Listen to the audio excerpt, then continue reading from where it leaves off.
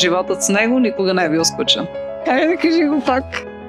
Отишъл. Кажи го хубаво, не? Отишъл. Добре. Той наистина мисли за хората и е искрен в това. Защото той наистина се опитва да помогне на хората. За него това е кауза. Гордея се с него. Той вярва, че в България хората могат да живеят по-добре. И не просто го вярва, той работи всеки ден за това. Единственото, което ме интересува в политиката, е да направим нещо полезно за хората. Нещо, което да бъде добро. И затова сме тук днес, в Благоевград. И няма да се спрем, защото Югозападът заслужава повече. Познавам Благоевград и го обичам по няколко причини. Едната от тях е лична. Моята съпруга, Славка.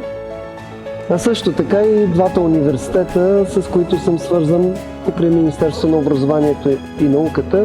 Имам и няколко любими места. Парка в Бачиново, ловния парк на Младежкия дом. Това са местата, в които обичам да си почивам. Кажи нещо за теб. Аз съм Славка, родена съм в Благоевград, тук живеят родителите ми. И много често всъщност идваме. И това, което ни свърза с Славка е химията. Може да кажем и химията на любовта.